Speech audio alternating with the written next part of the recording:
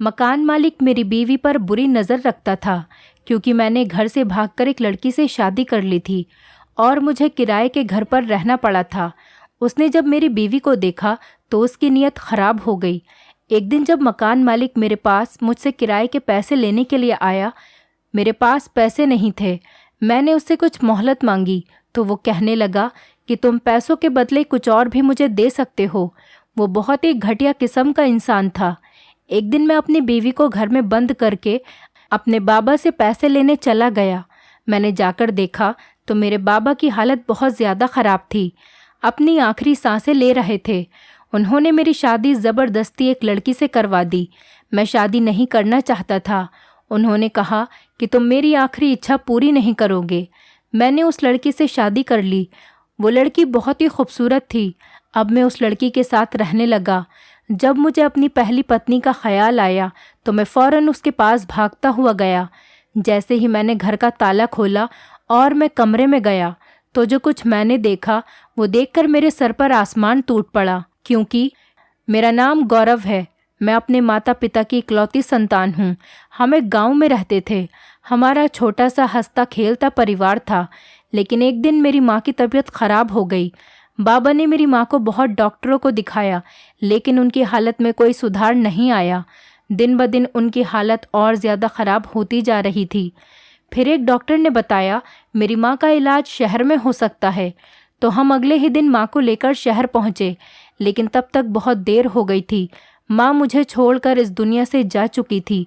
जब डॉक्टर ने बताया कि मेरी माँ इस दुनिया में नहीं रही तब मैं बहुत रोया, क्योंकि मैं अपनी माँ से बहुत मोहब्बत करता था। मैंने कभी नहीं सोचा था कि मेरी माँ मुझे छोड़कर इस दुनिया से इतनी जल्दी चली जाएगी। माँ के देहांत के बाद मेरे बाबा ने दूसरी शादी नहीं की। उन्होंने अकेले ही मेरा पालन पोषण किया। मेरी माँ के देहांत के बाद बाबा का गांव में दिल नहीं लगता था, इसीलिए वो मुझे लेकर शहर आ गए। लेकिन हमारे पास न रहने का कोई ठिकाना था और ना ही कुछ काम था। मेरे बाबा काम की तलाश में इधर उधर भटक रहे थे कि एक गाड़ी से उनकी टक्कर हो गई। गाड़ी से एक आदमी निकला। उसने बाबा को अपने साथ अपनी गाड़ी में बिठाया और हॉस्पिटल ले गया। वहाँ बाबा का इलाज करवाया। वो आदमी बहुत अच्छा था, वरना तो आजकल के लोग एक्सीडेंट करके भाग जाते हैं, इंसान को सड़क पर मरने के लिए छोड़ देते हैं। वो ये भी नहीं सोचते कि जिसका उन्होंने एक्सीडेंट किया है हो सकता है वो अपने घर का अकेला कमाने वाला हो। एक मर्द की ज़िंदगी से उसके पूरे परिवार की ज़िंदगी जुड़ी होती है। अगर उस आदमी को कुछ हो जाए तो उसका पूरा परिवार बर्बाद हो जाता है। लेकिन जिस तरीके से दुनिया में बुरे लोग होते हैं वैसे ही अच्छे लोग भी होते हैं। उस आदमी ने बाबा से पूछा कि आप क्या करते हैं? तो बाबा ने उसे बताया कि मैं नौकरी ढूंढ रहा हूँ और मेरा एक बेटा है जो अभी 10 साल का है। तब उस आदमी ने कहा कि क्या तुम मेरे साथ काम करोगे? बाबा ने कहा हाँ, क्यों नहीं, आप जो भी काम बोलेंगे वो मैं कर दूंगा। उन्होंने बाबा से कहा कि मेरे ड्राइवर बनोगे? बाबा ने कहा हाँ। तो वो कहने लगे कि कल से काम पर आ जाना। बाबा ये सुनकर बहुत खुश हुए कि उन्हें नौकरी मिल गई है। उन्होंने हमें रहने के लिए एक छोटा सा घर भी दे दिया था। बाबा एक बहुत बड़े आदमी के ड्राइवर थे। बाबा चाहते थे कि मैं खूब पढ़ूं लिखूं और अपने पैरों पर खड़ा हो जाऊं। मैं भी एक दिन अपने मालिक की तरह बड़ा आदमी बन जाऊं। लेकिन मुझे पढ़ाई का कोई शौक़ नहीं था, इसीलिए मैंने सिर्फ बीए ही किया था। उसके बाद सारा दिन मैं अपने दोस्तों के साथ घूमता रहता। बाबा मुझे बहुत समझाते, मुझसे कहते कि मैं अपने मालिक से बात करके तुम्हारा एडमिशन किसी अच्छे कॉलेज में करवा देता हूँ, लेकिन मैं मना कर देता। तो बाबा कहते कि ठीक है, पढ़ाई मत करो, मैं बात करके तुम्हें कोई नौकरी ही दिलवा देता हूँ। मालिक बहुत अच्छे इंसान हैं, ज़रूर तुम्हें कोई अच्छी नौकरी दे देंगे। लेकिन मैं बाबा से कहता कि नौकरी की इतनी जल्दी क्या है, अभी तो मेरे घूमने फिरने के दिन हैं, सारी ज़िंदगी नौकरी ही करनी है। अभी मुझे अपनी ज़िंदगी जीने दें, लाइफ को एंजॉय करने दें।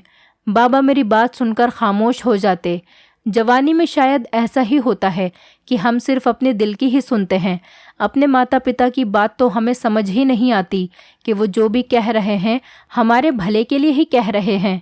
एक दिन जब मैं अपने दोस्त के साथ उसके घर जा रहा था, एक लड़की रोड क्रॉस करते हुए मेरी बाइक के सामने आ गई। मैंने बहुत मुश्किल से अपनी बाइक को संभाला। उस लड़की को भी कुछ नहीं हुआ था। मैं गुस्से में उस लड़की से बोला, क्या अंधी हो क्या? दिखाई नहीं देता तुम्हें? रोड क्रॉस करना नहीं आता तो घर से बाहर निकलती ही क्यों हो?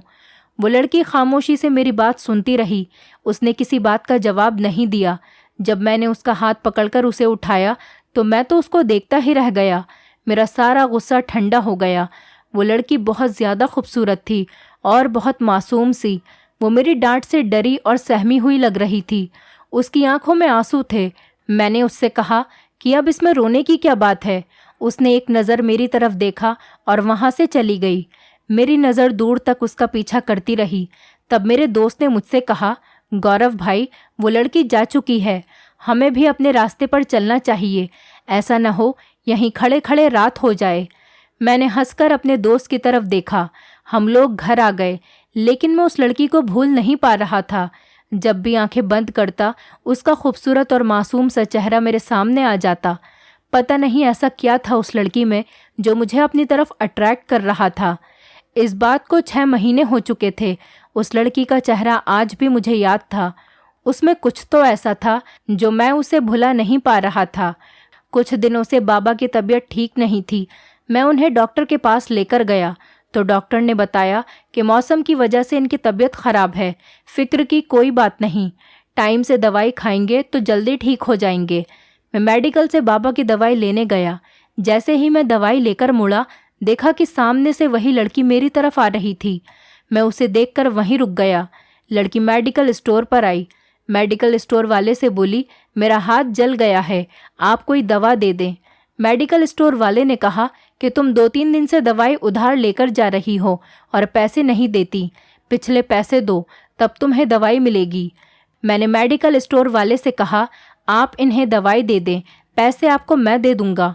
तब उस लड़की ने मेरी तरफ देखा और मुझसे बोली, आपके एहसान की मुझे कोई ज़रूरत नहीं है, मैं बिना दवाई के भी ठीक हो सकती हूँ।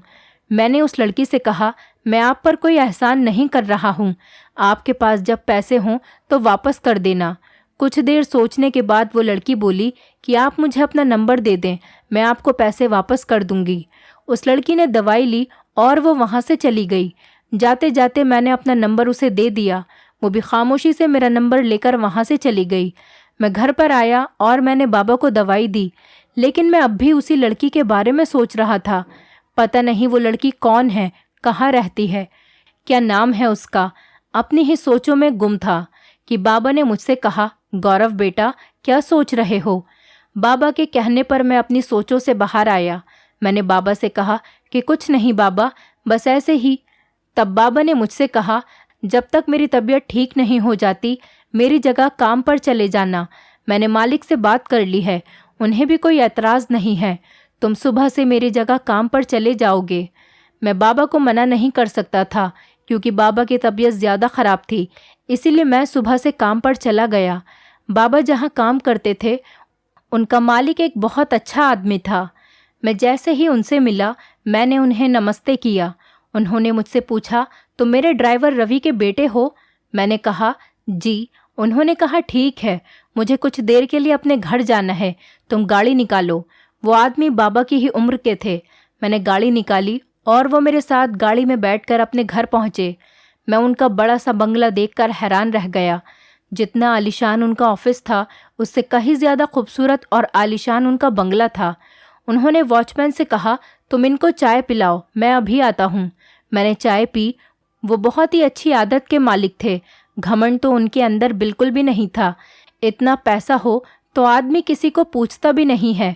भगवान ने उन्हें इतना दिया था, इस बात का उन्हें बिल्कुल भी घमंड नहीं था। मैं वहीं वॉचमैन के पास बैठ गया।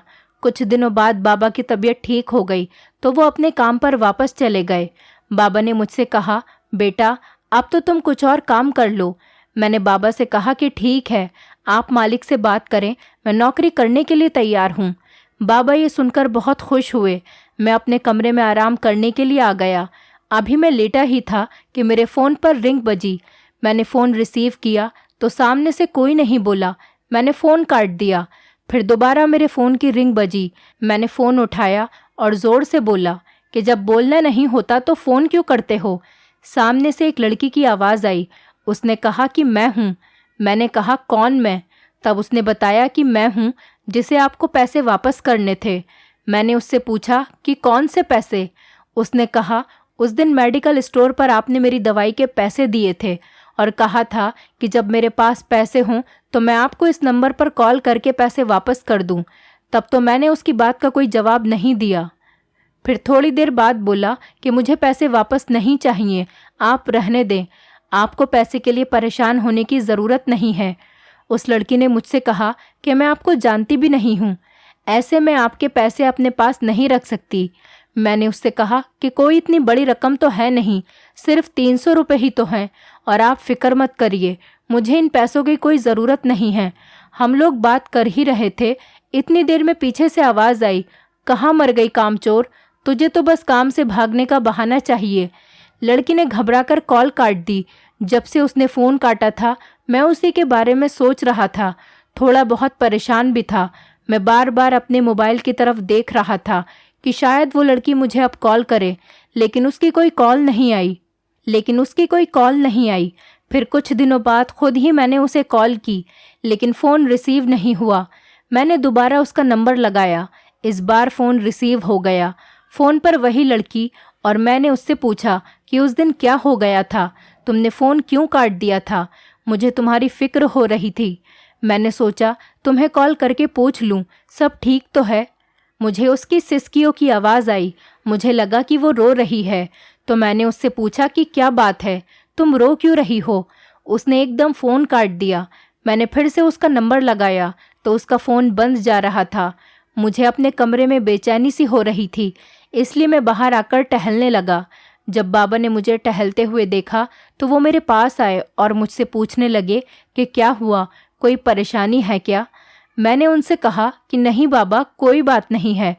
बाबा ने मुझसे कहा कि अगर कोई बात है तो मुझे बताओ, मैं तुम्हें इतना परेशान हाल नहीं देख सकता। मैंने कहा ठीक है बाबा, अगर कोई बात होगी तो मैं आपको बता दूंगा। फिर बाबा अपने कमरे में सोने चले गए। मुझे नींद नहीं आ रही थी, मेरी आंखों से तो जैसे नींद उड़ गई थी। मैं अपनी बेचैनी को समझ नहीं पा रहा था।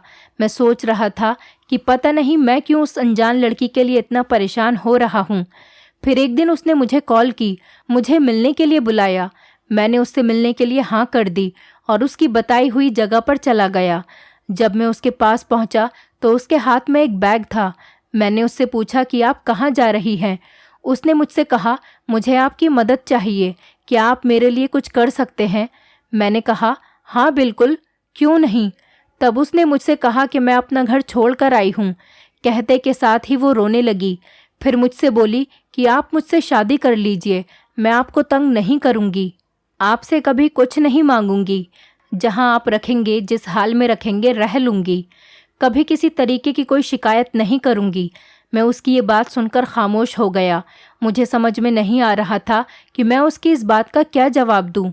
उस लड़की ने मुझसे कहा कि मैं जानती हूं कि आप सोच रहे होंगे, पता नहीं कैसी लड़की है, खुद ही मुझसे शादी के लिए कह रही है, जबकि आप मेरे बारे में कुछ भी नहीं जानते, ना ही मैं आपको जानती हूँ। वो लड़की बहुत ज़्यादा रो रही थी, लेकिन मुझसे उसके आंसू देखे नहीं जा रहे थे। बहुत मासूम और सीधी साधी लड़की थी। शायद मैं उससे मोहब्बत करने लगा था, इसलिए मैं उसे रोता हुआ नहीं देख सकता था। मैंने उससे कहा कि तुम परेशान न हो, मैं तुमसे शादी करने के लिए तैयार हूँ। मैं उस लड़की को लेकर दूसरे शहर चला गया। वहाँ मैंने एक किराए का मकान ले लिया। वो लड़की जिसका नाम आराध्या था, मैंने वहाँ जाकर उस लड़की से शादी कर ली और अब हम दोनों वहीं साथ में रहने लगे। एक दिन उसने कहा कि मैं आपको अपने बारे में सारी सच्चाई बताना चाहती हूँ। जब मैंने होश संभाला तो सिर्फ अपने चाचा को देखा था। मेरे माता पिता के बारे में मुझे कुछ भी पता नहीं था कि वो कौन है और उनकी मौत कैसे हुई। जब मैं चाचा से पूछती कि मेरे माता पिता की मौत कैसे हुई, तो उन्होंने मुझे बताया कि एक एक्सीडेंट में मेरे माता पिता दोनों की ही मौत हो गई थी। तब तुम 1 साल की थी, तब से तुम्हारी जिम्मेदारी मेरे ऊपर आ गई और तब से ही मैं तुम्हें संभाल रहा हूँ। मैं बहुत छोटी थी, कुछ समझ नहीं पाती थी कि चाचा सच बोल रहे हैं या फिर झूठ। जब मैं थोड़ी बड़ी हुई और मैंने अपने पड़ोस के बच्चों को भी स्कूल जाते हुए देखा, मैंने भी अपने चाचा से कहा कि चाचा मुझे भी स्कूल जाना है। चाचा ने मुझसे डांट कर कहा कि मेरे पास इतने पैसे नहीं कि तुम्हें स्कूल भेजूं और तुम्हारे खर्चे भी उठाऊं। शुक्र करो कि तुम्हें यहाँ पर 2 वक्त का खाना मिलता है। अगर मैं तुम्हें 2 वक्त का खाना ना दूं, वो भी तुम्हें नसीब न हो। वो तो मैं था जिसने तुम्हारे माँ बाप की मौत के बाद तुम्हें अपने पास रख लिया, वरना कोई और होता तो तुम्हें अनाथ आश्रम में छोड़ आता। चाचा की बातें सुनकर मैं रोने लगती। भगवान से कहती, मुझसे मेरे माँ बाप क्यों छीन लिए? तुझे मेरे माँ बाप को अपने पास बुलाना था तो साथ में मुझे भी बुला लेता। मुझे अकेला क्यों छोड़ दिया? मैं रोते रोते सो जाती। जहाँ चाचू रहते थे वो घर बहुत बड़ा था। सुबह होते ही चाचू काम पर चले जाते थे। मैं सारा दिन घर में अकेली रहती थी। मुझे घर में अकेले बहुत डर लगता था। मैं कमरे में कोने में बैठी रहती थी और अपने माता पिता को याद करके रोती रहती थी। जब मैं बड़ी हुई तो एक दिन चाचा एक औरत को अपने साथ लेकर आए। मैंने चाचा से पूछा कि ये औरत कौन है, तो चाचा ने कहा कि ये तुम्हारी चाची है, मैंने इससे शादी कर ली है और तुम जाओ हमारे लिए कुछ खाने के लिए बनाकर लेकर आओ। मैंने चाचा से कहा कि घर में कुछ खाने के लिए नहीं है, तो चाचा ने मुझसे गुस्से में कहा कि सारा दिन घर में पड़े पड़े खाती रहती हो, कुछ तो हमारे लिए भी छोड़ दिया करो। चाचा ने मेरे गाल पर जोर से थप्पड़ मारा, जिससे मैं गिर गई और मेरा सर दीवार पर लग गया। मेरे सर से खून निकल रहा था। मेरे चाचा या चाची दोनों में से किसी ने भी मुझे नहीं उठाया। मैं खुद ही उठकर नल के पास गई और अपना खून साफ किया। फिर मैं रोते रोते अपने कमरे में आई और सो गई। जब सुबह उठी तो मेरे सर में बहुत दर्द हो रहा था और तेज़ बुखार भी था। मैं कमरे से बाहर आई तो मैंने देखा घर में चाचा नहीं थे, शायद वो कहीं बाहर चले गए थे। मैं अपने पड़ोस के घर में गई। जैसे ही मैंने उसका दरवाज़ा खटखटाया, कमज़ोरी की वजह से मैं वहीं चक्कर खाकर गिर गई। जब आँख खुली तो मैं अपने घर में थी और वो पड़ोस वाली आंटी मेरे पास बैठी हुई थी। तब उन्होंने मुझे अपने घर से लाकर खाना खिलाया और दवाई भी दी। थोड़ी देर बाद वो मेरे पास से चली गईं और मुझसे कहकर गईं कि अगर तुम्हें कुछ और चाहिए हो तो मुझसे मांग लेना। वो आंटी बहुत अच्छी थी और एक तरफ मेरे चाचा चाची थे जो मेरे होकर भी मेरे नहीं थे। जब वो घर में आए तो उन्होंने मुझसे पूछा भी नहीं कि मेरी तबीयत कैसी है। कभी कभी मैं सोचती कि अपनों से अच्छे तो पराये होते हैं, जो परेशानी में हमारा साथ तो दे देते हैं। यहाँ तो मेरे खून के रिश्तों ने ही मुझसे मुंह मोड़ लिया था। एक दिन चाची मेरे कमरे में आई और मुझसे कहने लगी, महारानी कभी कुछ काम भी कर लिया करो, हम तुम्हारे नौकर नहीं हैं जो तुम्हें कमरे में बैठे बैठे खिलाएं। मैंने कहा, चाची घर का सारा काम तो मैं ही करती हूँ। उस पर चाची ने मुझे घूरते हुए कहा, थोड़ा बहुत काम कर लेती हो तो कोई हमारे ऊपर एहसान नहीं करती हो। यहाँ पड़े पड़े फ्री का खाती भी तो रही हो। अब जल्दी से उठो और किचन में जाओ, अपने चाचा और मेरे लिए खाना बनाओ और सुबह जल्दी उठ जाना। मेरे मायके से कुछ मेहमान आ रहे हैं। सारे घर की सफाई अच्छे से करना और जो मैं कहूँ वो खाना बनाना। मैंने चाची से कहा कि ठीक है। सुबह उठते ही मैंने पूरे घर की सफाई की। उसके बाद जो चाची ने कहा मैंने वो खाना बनाया। सारा दिन काम करके मैं बहुत थक चुकी थी।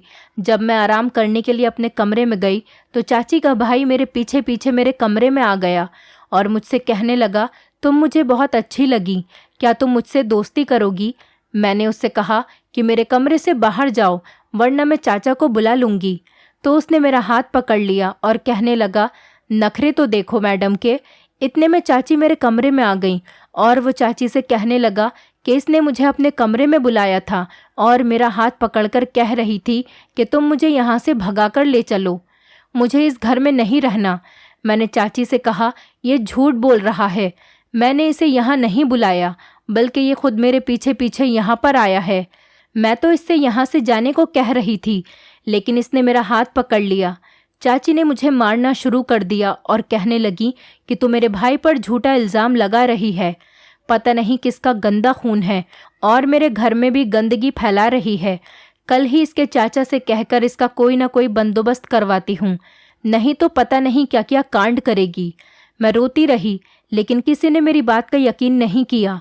अगले दिन जब मैं खाना बना रही थी तो मेरे हाथ से एक प्लेट टूट गई, तो चाची ने मुझे बहुत बातें सुनाई और मेरा हाथ जला दिया। उस दिन मैं मेडिकल स्टोर पर इसीलिए दवाई लेने आई थी, मुझे बहुत दर्द हो रहा था। चाचा चाची को मेरे ऊपर रहम नहीं आया। एक रात जब मैं पानी पीने के लिए उठी तो चाची को बात करते हुए सुना। चाची चाचा से कह रही थी कि पड़ोस में एक बुढ़ा आदमी रहता है, उसकी बीवी का देहांत हो गया है, अब वो दूसरी शादी करना चाह रहा था। मैंने आराध्या का रिश्ता उसके साथ तय कर दिया है और वो हमें इस शादी के बदले मुंहमांगी रकम भी देगा। इस तरह से हमारी सर से बला भी टल जाएगी और हमें बहुत सारे पैसे भी मिल जाएंगे। अब जल्दी से इसकी शादी करके इसे यहाँ से दफा करो। चाचा भी कहने लगे, चलो अच्छा है, हमारे किसी काम तो आई। मैं भारी कदमों से चलते हुए अपने कमरे में आई। मैं सोच भी नहीं सकती थी कि मेरे चाचा चाची मेरे साथ ऐसा कुछ भी कर सकते हैं।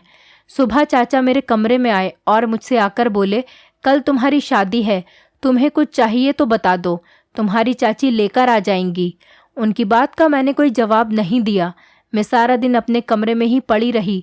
रात को जब चाचा चाची वापस आए तो उनके हाथ में बहुत सारे शॉपिंग बैग थे। ये देखकर मैं समझ गई, शायद उन्हें मेरी शादी की कीमत मिल चुकी है।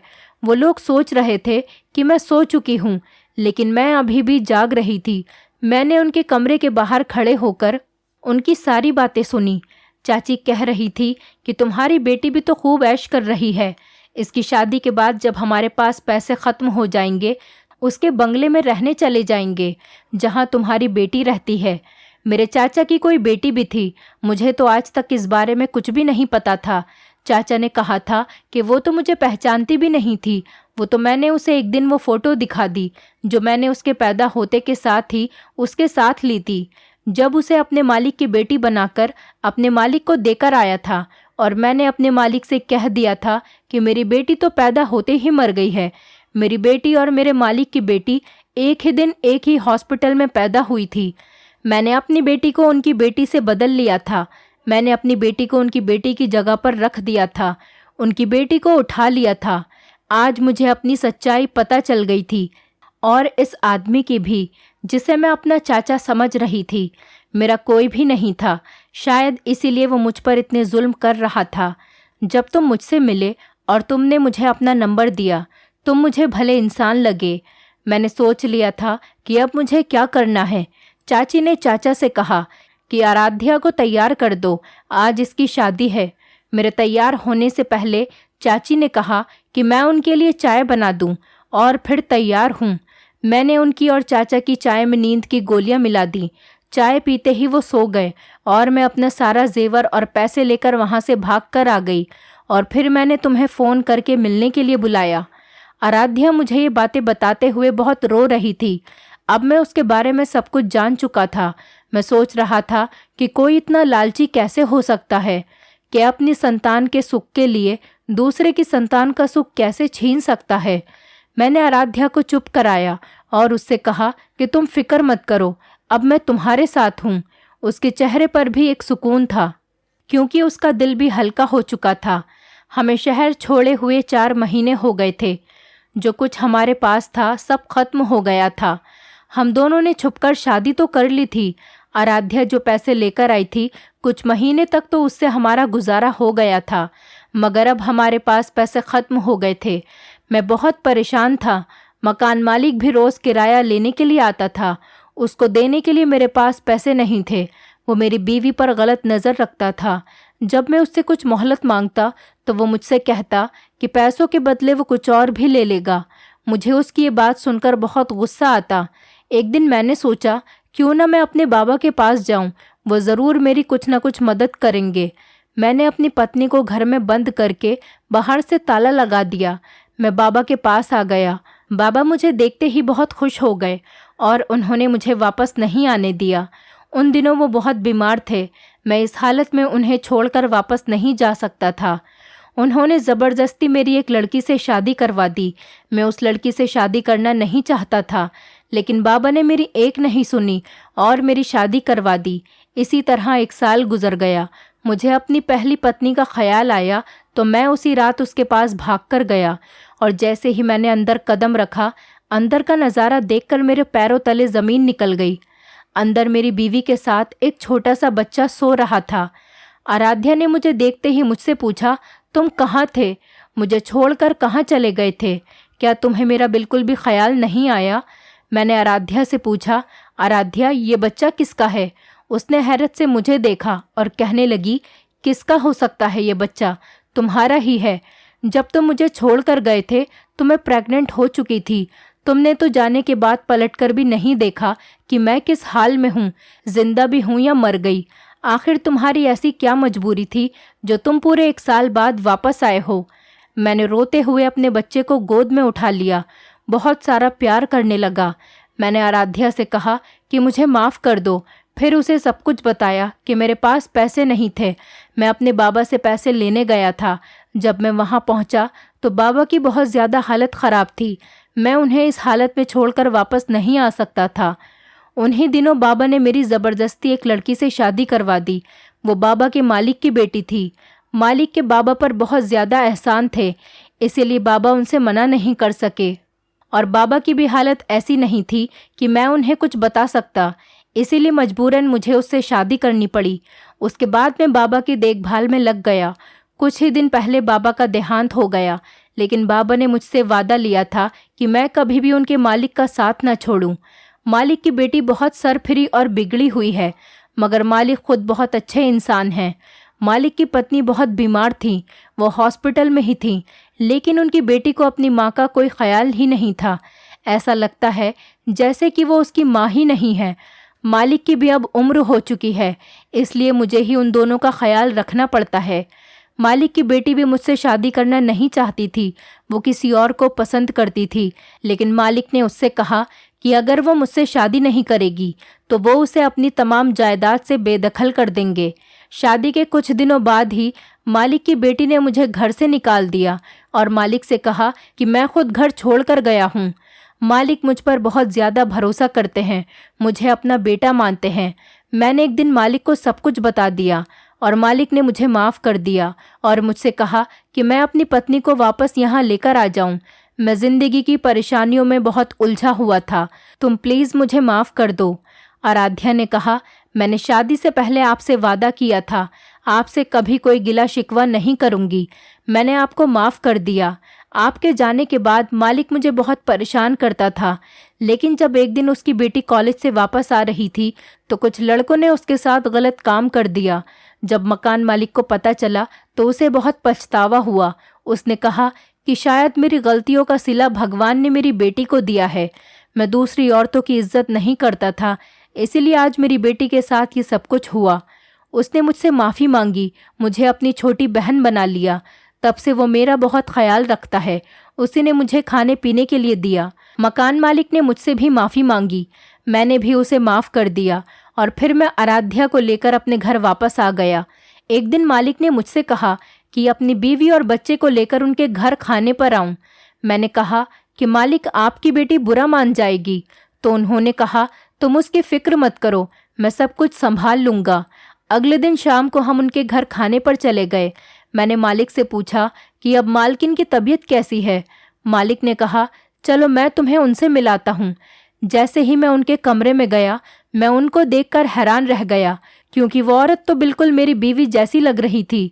आराध्या भी हैरत से मालकिन को देखने लगी। मालिक ने मुझसे पूछा कि तुम्हारी बीवी के घरवाले कहाँ हैं। मैंने मालिक को बताया कि आराध्या के माता पिता का बचपन में ही देहांत हो गया था और उसको उसके चाचा चाची ने पाला है। मालिक ने एक फ़ोटो निकालकर मुझे दिखाई और कहा कि यही है ना तुम्हारी पत्नी के चाचा। आराध्या ने वो फ़ोटो देखा और कहने लगी कि जी हाँ, मगर आप उन्हें कैसे जानते हैं। मालिक ने बताया कि ये आदमी हमारे ऑफिस में नौकरी करता था और ये बहुत गरीब था। उसका हमारा घर में आना जाना शुरू हो गया और मैं इस पर भरोसा करने लगा, लेकिन मुझे नहीं पता था कि ये मेरी आस्तीन का सांप निकलेगा, एक दिन मुझे ही डस लेगा। जब मेरी बेटी पैदा हुई, ये मेरी बेटी को लेकर भाग गया। मैंने इसे बहुत ढूंढा, पुलिस में भी इसकी रिपोर्ट लिखवाई, लेकिन इसका कोई पता नहीं चला। जब वो मेरे घर अपनी बेटी से मिलने आया तो मुझे देखकर छुप गया, लेकिन मैंने उसे देख लिया था। उसके बाद मैंने उसका पीछा किया और उससे पूछा कि मेरी बेटी कहाँ है जिसे तुम लेकर भाग गए थे। उसने बताया कि वो किसी लड़के के साथ भाग गई है। मैंने उससे पूछा कि कौन लड़का और कहाँ रहता है, तो उसने कहा कि मुझे कुछ नहीं पता, मुझे सिर्फ इतना पता है कि वो इस नंबर पर किसी लड़के से बात करती थी। मैंने वो नंबर लिया और उसे पुलिस के हवाले कर दिया।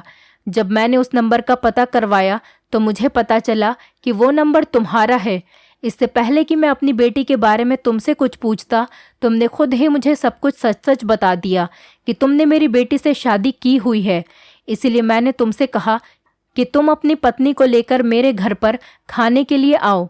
आराध्या किसी और की नहीं बल्कि मेरी ही बेटी है, जिसको बचपन में ही मुझसे छीन लिया गया था। आराध्या को अपने माता पिता मिल गए थे। आराध्या उनसे मिलकर बहुत खुश हुई। वो अपने माता पिता से गले मिलकर रोने लगी। उसका चाचा जिसने धोखाधड़ी की थी वो जेल में बंद है। मेरी दूसरी पत्नी जो आराध्या के चाचा की बेटी थी, उसने जब मुझे घर से निकाला था तो उसने तभी मुझे डाइवोर्स दे दी थी। उसकी हरकतें भी अपने बाप से कम नहीं थीं। वो जिस लड़के को पसंद करती थी उसके साथ भाग गई थी। उसके पिता ने उसे रोकने की बहुत कोशिश की, लेकिन उसने उनकी एक ना सुनी। वो बचपन से ही बहुत जिद्दी थी। मैंने उसे डिवोर्स दे दी थी। लोग किसी को धोखा देने से पहले ये भूल जाते हैं कि सबका हिसाब इसी दुनिया में होना है। भगवान सब देख रहा है। वो हर किसी को उसके किए की सज़ा ज़रूर देता है। अब आराध्या और मैं इसी घर में मालिक और मालकिन के साथ रहते थे। आराध्या के माता पिता उसको बहुत प्यार से रखते थे। हमारा बेटा भी अब 3 साल का हो गया था और स्कूल जाने लगा था। आराध्या और मैं हंसी खुशी एक साथ जिंदगी गुजार रहे थे। अब हमारी जिंदगी में कोई तीसरा नहीं था। दोस्तों, उम्मीद करती हूँ आपको हमारी कहानी पसंद आई होगी। कहानी पसंद आई है तो वीडियो को लाइक करें, चैनल पर नए हैं तो चैनल को सब्सक्राइब करें और हाँ, नोटिफिकेशन बेल को ज़रूर दबाएं ताकि अगली अपडेट सबसे पहले आपको मिले।